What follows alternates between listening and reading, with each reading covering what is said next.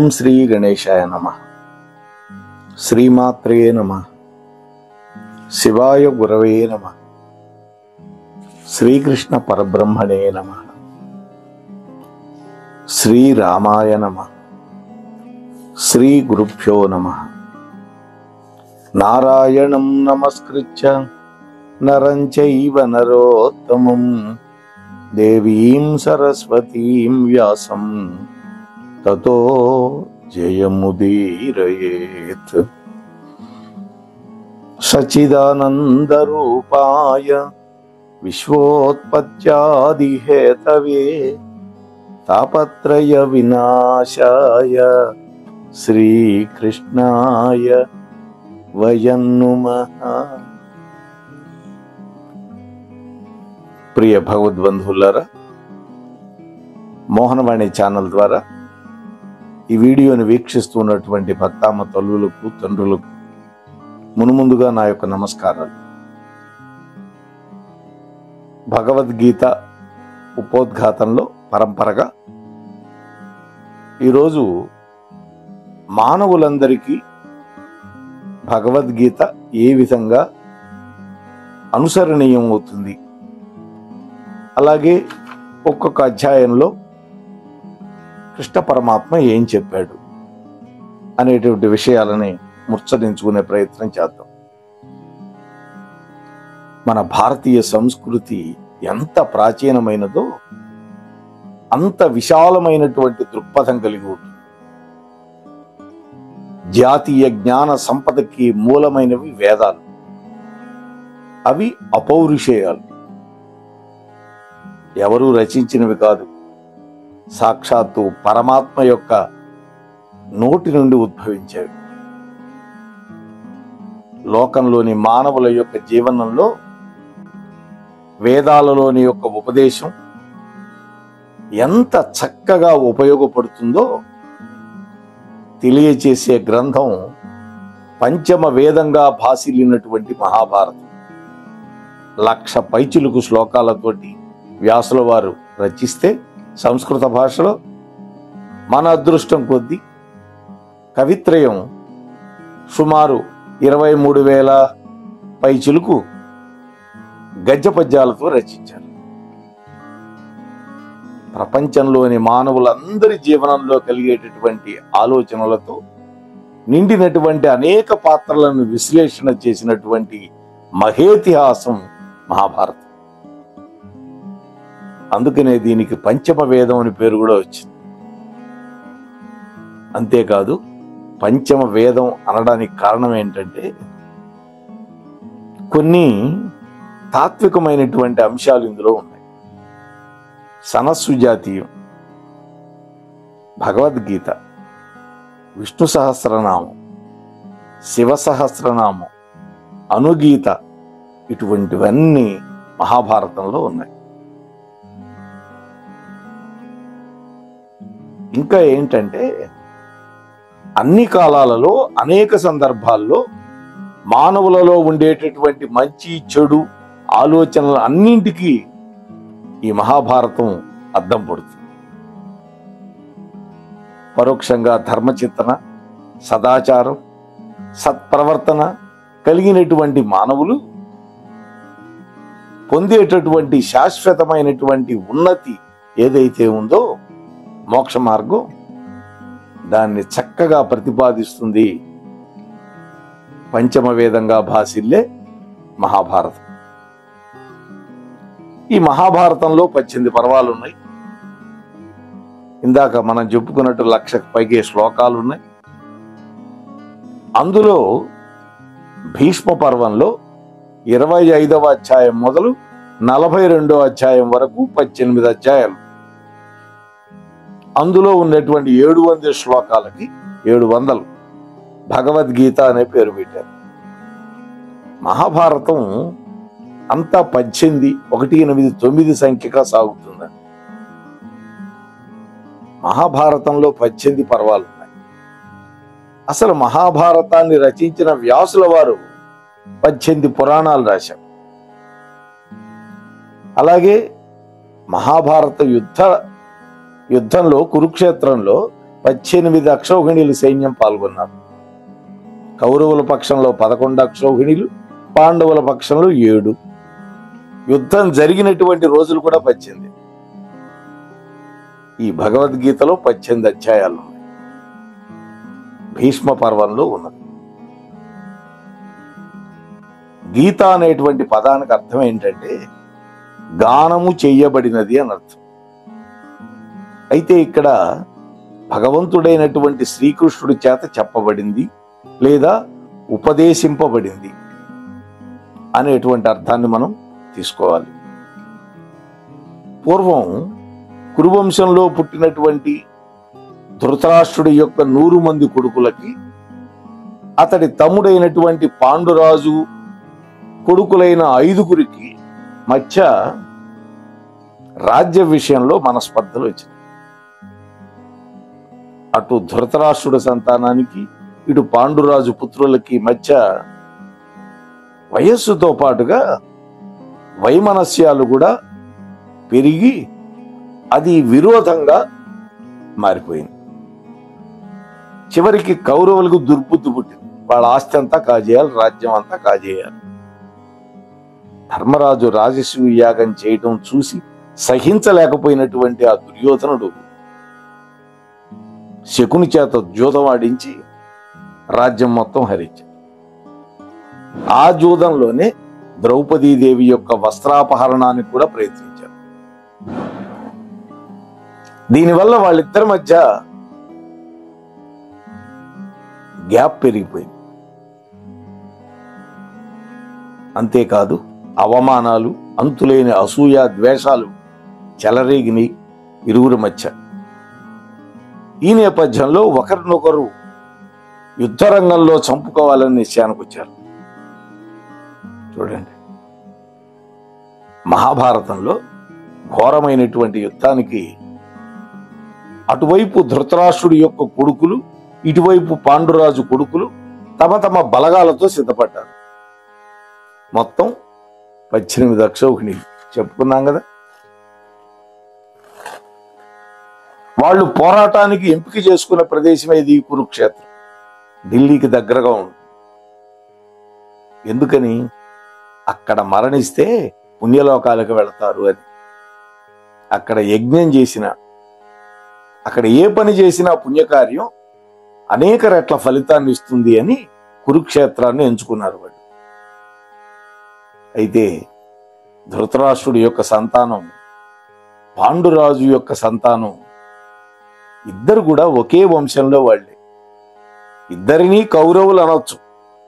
కాకపోతే వ్యవహారంలో విడగొట్టి చెప్పడం కోసం వీళ్ళని పాండవులు, వాళ్ళని కౌరవులు అంటున్నాం. ఇద్దరూ కురువీరులే. కృష్ణ పరమాత్మ కూడా కురువీరా అని సంబోధిస్తాడు. కురువరా నరవరా అనే పాట కూడా ఉంది కదా మనకి.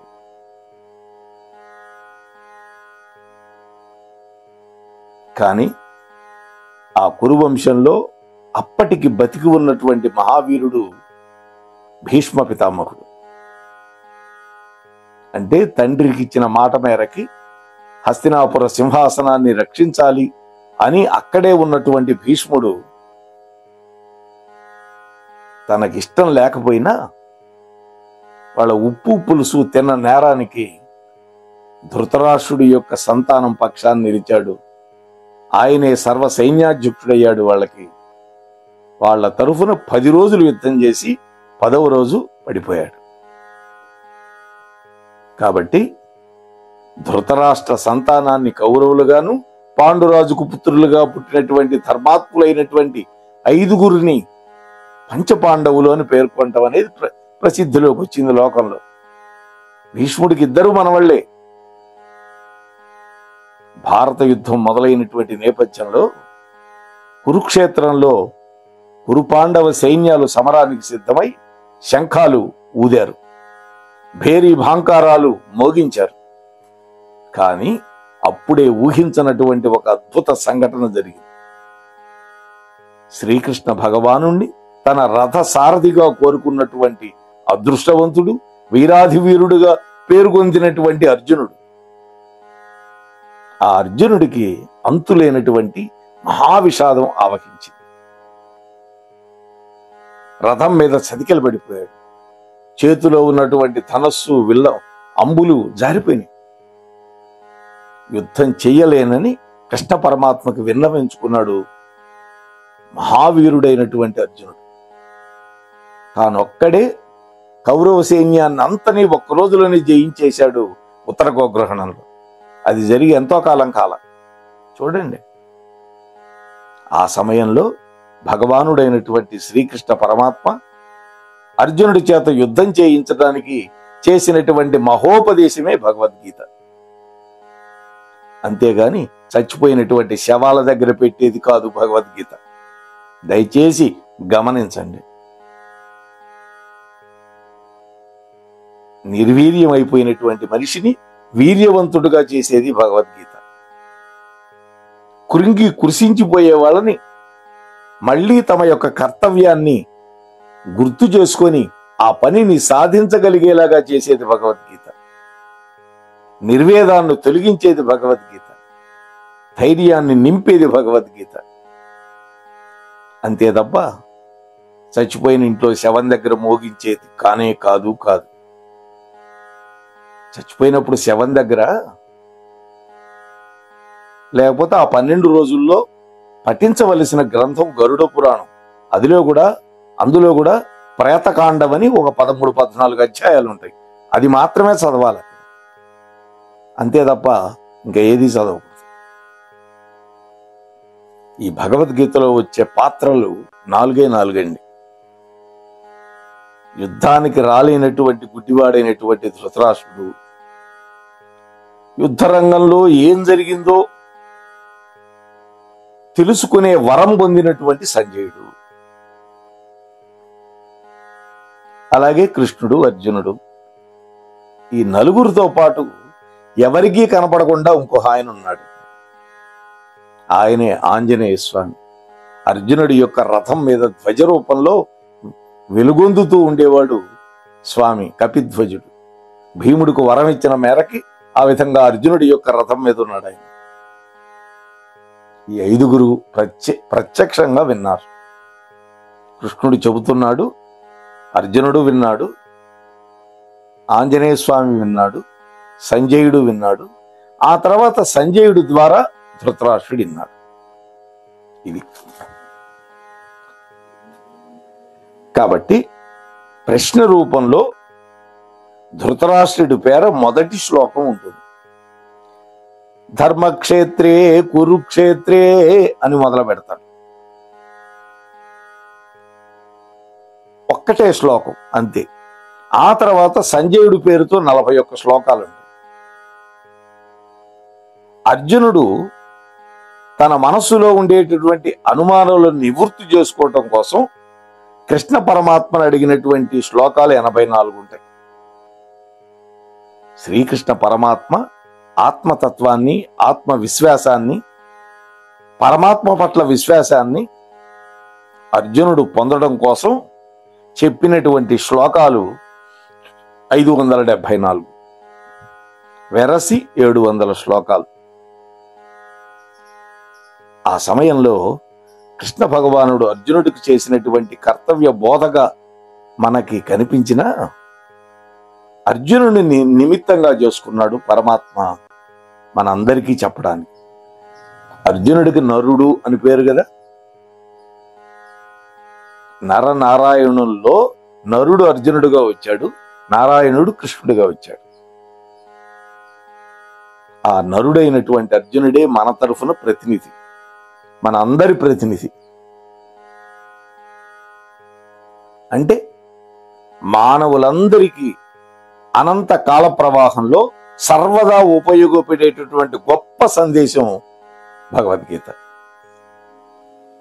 అందువల్ల ఈ భగవద్గీత దేశ కాల జాతి భేదాలకు పరిమితం కానటువంటి మహోపదేశం.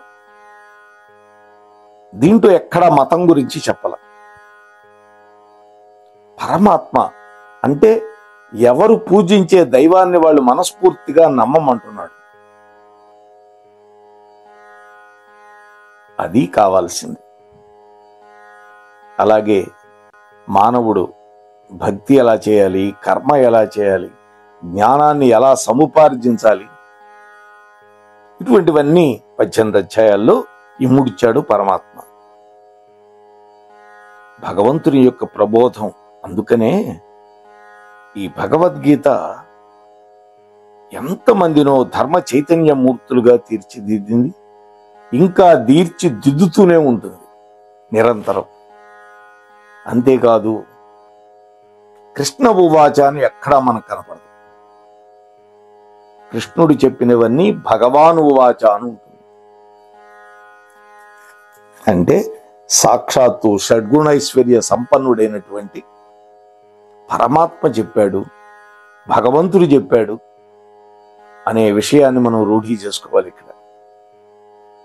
అయితే మహా ఆశ్చర్యకరమైనటువంటి అంశం మరొకటి. అసలు యుద్ధరంగంలో అర్జునుడికి విషాదం ఎందుకు వచ్చింది?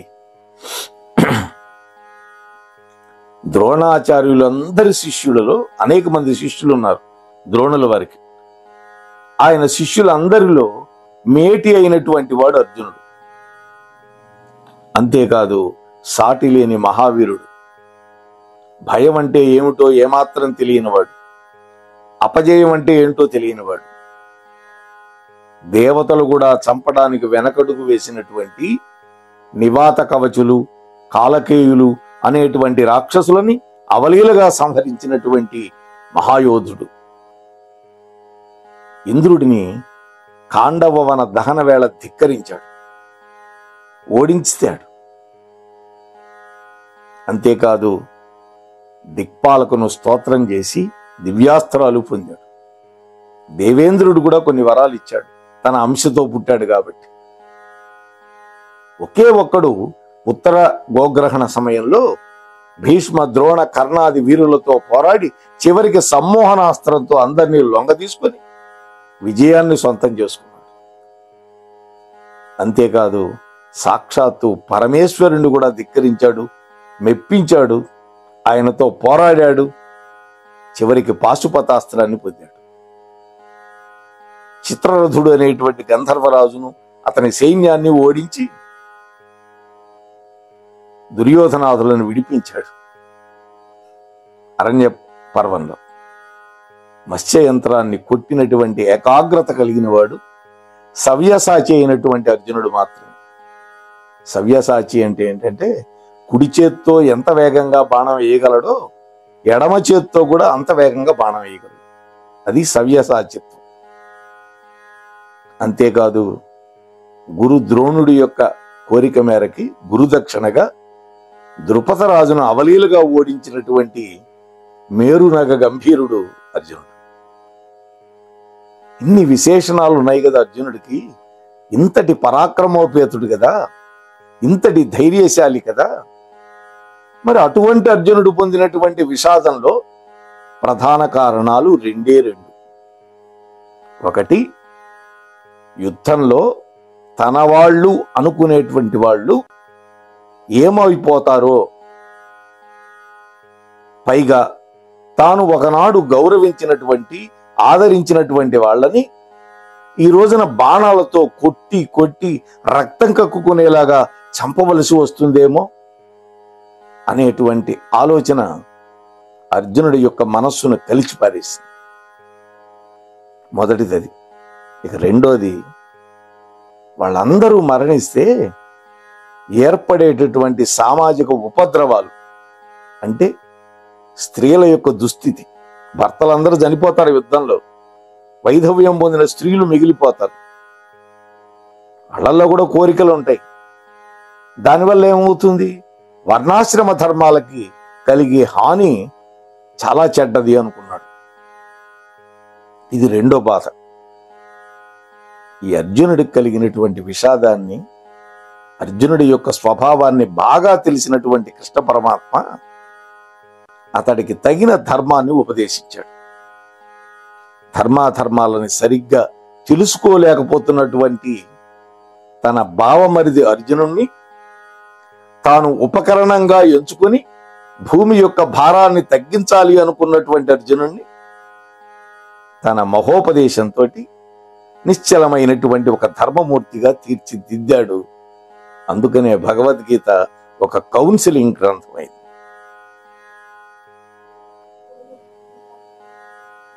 అర్థమైంది కదా? ఈ 18 అధ్యాయాల కృష్ణార్జునుల యొక్క చర్చా రూపమే,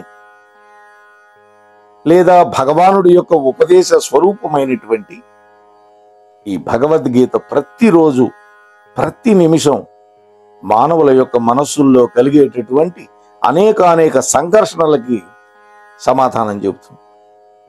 ఇది నేను చెప్పే మాట కాదు, గాంధీ గారంతటి వాడు తన ఆటోబయోగ్రఫీలో రాసుకున్నాడు. నాకు ఎటువంటి సమస్య వచ్చినా నేను భగవద్గీత తెరుస్తాను, ఆ పేజీలో నా సమస్యకి పరిష్కారంగా ఉండే శ్లోకం కనపడుతుంది అన్నారు. ఇది అంతటి మహోత్తమమైన గ్రంథం భగవద్గీత.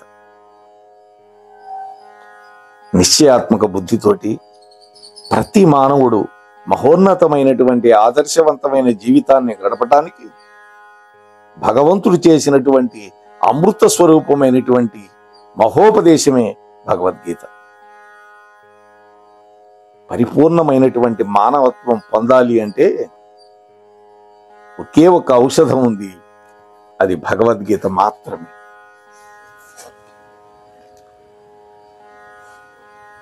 ఇందులో ఉన్నటువంటి 18 అధ్యాయాల్లో అర్జునుని నిమిత్తంగా చేసుకొని మనందరికీ కర్తవ్యాన్ని ప్రబోధించటమే కానీ మానవుడు దుష్ట స్వభావాన్ని దగ్గరికి రానియకుండా మానవత్వంతో మనుగడ సాధించటం, తద్వారా దైవత్వం పొందడం కూడా చెప్పాడు కృష్ణ పరమాత్మ.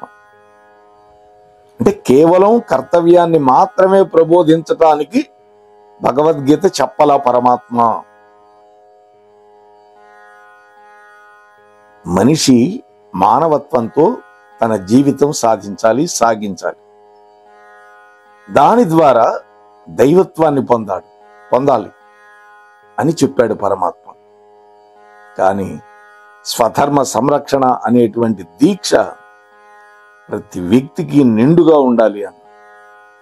స్వధర్మే నిధనం శ్రేయః పరధర్మో భయావహ అన్నాడు. ఒకవేళ స్వధర్మం యొక్క అనుష్ఠానంలో మరణం సంభవించినా అది మేలే అవుతుంది. అంతేకాని పరధర్మాన్ని అనుష్ఠించటం మాత్రం అది భయావహం అవుతుంది, నరక సదృశం అవుతుంది అని భగవద్గీతలోనే చెప్పాడు పరమాత్మ. కానీ ఎంతమందివి మనం ఆలోచిస్తున్నాం ఈ విధంగా? అందుకనే ప్రతి వ్యక్తి ఆత్మజ్ఞానం పొందటానికి ప్రయత్నించాలి. భగవద్భక్తి, భగవదారాధన, భగవంతుడి యొక్క అనుగ్రహ ప్రాప్తి, ఇవన్నీ కూడా మానవుడి యొక్క నిత్య జీవన కర్తవ్యాలకి ప్రతిబంధకం కాకూడదని చెప్పినటువంటి శ్రీకృష్ణ భగవానుడి యొక్క ఉపదేశం మనందరి జీవన సాఫల్యానికి ఒక గొప్ప మార్గదర్శి అవుతుంది. రేపటి రోజు ఏ అధ్యాయంలో ఏ విషయం పరమాత్మ ప్రతిపాదించాడు అనే విషయాన్ని కృష్ణ పరమాత్మ యొక్క అనుగ్రహంతో మీతో ముచ్చటించే ప్రయత్నం చేస్తాను. స్వస్తి సర్వేషాం. మోహనవాణి తెలుగు పాడ్కాస్ట్ వింటున్న శ్రోతలందరికీ హృదయపూర్వక ధన్యవాదాలు. వినండి, వినిపించండి, వింటూనే ఉండండి మోహనవాణి తెలుగు పాడ్కాస్ట్. మీరు వింటున్నారు మోహనవాణి. మన మోహనవాణి కార్యక్రమాలు మీకు నచ్చినట్లయితే వెంటనే ఒక లైక్ చేయండి, అలాగే కామెంట్ చేయండి, ఎక్కువ మందికి షేర్ చేయండి. సబ్స్క్రైబ్ చేసుకోకపోతే వెంటనే మన ఛానల్కి ఇప్పుడే సబ్స్క్రైబ్ చేసుకోండి. ధన్యవాదాలు.